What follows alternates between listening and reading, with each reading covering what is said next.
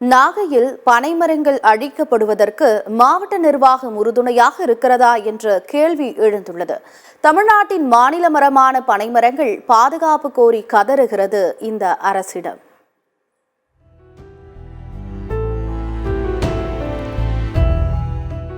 பனையிலிருந்து இவ்வளவு பயன்கள் கிடைத்தாலும் அம்மரத்தை பாதுகாக்க அரசு உறுதியான ஆர்வம் காட்டுவதில்லை என்பதையே ஆங்காங்கே நடக்கும் சம்பவங்கள் சுட்டிக்காட்டுகின்றன.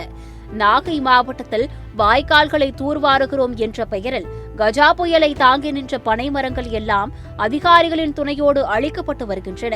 கீழ்வேலூர் அருகே பட்டமங்கலம் ஊராட்சியில் நண்டுக்கண்ணி வாய்க்காலை தூர்வார வேண்டும் என விவசாயிகள் கோரிக்கை விடுத்து வந்தனர். இதனை 100 நாள் வேலை திட்ட பணியாளர்கள் மூலம் தூர்வாரியிருக்கலாம். ஆனால் பொதுப்பணித்துறை அதிகாரிகளுக்கு அடிப்படை அறிவு கூட இல்லாமல் சுமார் 5 கிலோமீட்டர் தொலைவுள்ள வாய்க்காலின் ஓரங்களில் இருந்த சுமார் 200க்கும் மேற்பட்ட பனை மரங்களை வேரோடு பிடுங்கி வீசியிருக்கிறார்கள். இந்த பனைமரத்தில் வெட்டினாங்க. நாங்கள் வந்துட்டு செய்தி கொடுத்து புகார் கொடுத்தோம். மறுபடியும் இன்றைக்கி வந்து பார்க்குறப்ப எல்லா பனைமரங்களும் பார்த்திங்கன்னா எரிச்சு கிடக்குது. அப்படியே அதாவது தடயங்களே இல்லாத அளவுக்கு எரிக்க முயற்சி பண்ணியிருக்காங்க. எரியாமலே கிடக்குது. கிட்டத்தட்ட 100 பனைமரத்துக்கு மேலே எரிச்சிருக்காங்க. நாமக்கல் மாவட்டத்தை பொறுத்த வரைக்கும் இந்த வாய்க்கால் வெட்டங்களோட போர்வையில் பிடபிள்யூ நீர்வளத்துறை மற்ற துறைகளும் சேர்ந்து கிட்டத்தட்ட ஆயிரக்கணக்கான மரங்களை எல்லா பகுதியிலுமே வெட்டி சாய்ச்சிருக்காங்க. அரசினோட ஒரு துறை வந்துட்டு இப்போ இருக்க நாமக்கல் டிஆர்ஓ மேடம் கூட போன வருஷம் 10,000 பனைமர கன்றுகளை கடலோரங்களை நட்டாங்க. ஒரு பனைமரம் வந்துட்டு விதைச்சி வர்றதுக்கு 150 வருஷம் ஆகும். அவ்வளோ ஒரு தமிழகத்தினுடைய ஒரு பனைமர சின்னம், அரசினுடைய சின்னம். அப்படியாப்பட்ட சின்னத்தை இந்த நாமக்கல் மாவட்டத்தில் மாவட்ட நிர்வாகம் கண்டுக்காதனால இந்த மாதிரி பனைமரத்தை வெட்டி அழிச்சிக்கிட்டே இருக்காங்க. அதிகாரிகளின் துணையோடு பனைமரங்கள் அழிக்கப்பட்டதாக கூறப்படுவதால் நாகை மாவட்ட நிர்வாகமும் 1 மாதமாகியும் எந்த நடவடிக்கையும் எடுக்காமல் தயக்கம் காட்டி வருவதாக குற்றச்சாட்டு எழுந்திருக்கிறது. பனைமரங்கள் பிடுங்கி வீசப்பட்ட காட்சி காண்போரின் மனதை உலுக்கியதால் அதனை பெட்ரோல், மண்ணெண்ணெய் ஊற்றி தீ வைத்து எரித்திருக்கிறார்கள். பட்டமங்கலம் பகுதியில் மட்டுமின்றி நாகை மாவட்டம் முழுவதும் இதேபோல் 1000க்கும் மேற்பட்ட பனைமரங்கள் அழிக்கப்பட்டுள்ளதாக விவசாயிகள் குற்றம் சாட்டுகின்றனர். இந்த பனைமரங்களை கிட்டத்தட்ட ஒரு 200 மரங்களை வெட்டி நாசமாக்கி அதை மண்ணெண்ணெய் ஊற்றி பெட்ரோல் ஊற்றி கொளுத்தி விட்டு இல்லாத அட்டூழியமெல்லாம் பண்ணியிருக்காங்க இந்த சமூக விரோதிகள். இந்த சமூக விரோதிகளை கடுமையான நடவடிக்கை எடுக்கும்படி நான் இந்த தமிழக அரசை ரொம்ப விரும்பி கேட்டுக்கொள்கிறேன். பனையை காக்க வேண்டும் என்ற எண்ணம் இளைய தலைமுறையினரிடம் அதிகரித்து தன்னெழுச்சியாக பனை விதைகளை விதைத்து வருகின்றனர். அதே வேளையில் பனை மரங்கள் அழிக்கப்பட்டு வருவது அவர்களின் வேகத்தை குறைத்து விடுகிறது.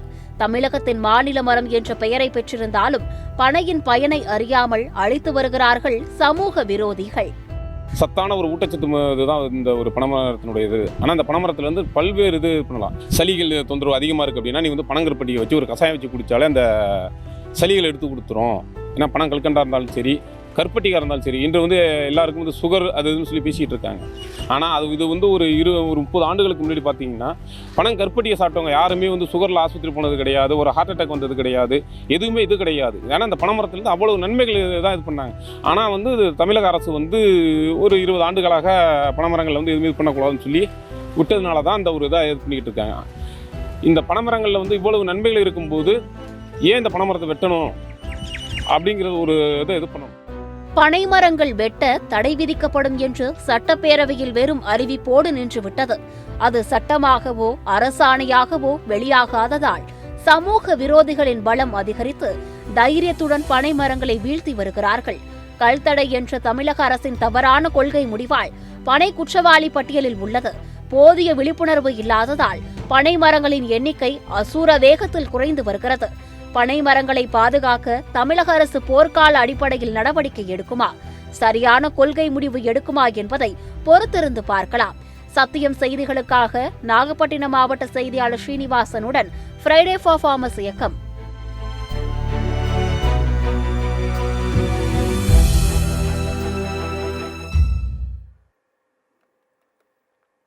விவசாயிகளை ஏமாற்றும் பயிர் காப்பீட்டு திட்டத்தில் மாற்றமில்லை. வேளாண்மைக்கு உதவும் வகையில் 100 நாள் வேலை திட்டத்தை மாற்றியமைக்கவும் இல்லை. மத்திய பட்ஜெட் குறித்து தனது ஆதங்கங்களை வெளிப்படுத்தியுள்ளார் தமிழ்நாடு விவசாய சங்கங்களின் கூட்டு இயக்க தலைவர் காவிரி தனபாலன். அறிவிப்பு எல்லாம் ஏமாற்று வேலை. அதை தாண்டி விவசாயத்தை மீட்டெடுக்கக்கூடிய வகையில் விவசாயத்திற்கு எம்எஸ்எம்இக்கு இணையாக 25% மானியத்தில் 18% ஜிஎஸ்டி மானியமும் சேர்த்து வழங்கப்படணும். ஜிஎஸ்டிக்கு இணையாக மானியம் சேர்த்து 43% வழங்கணும்.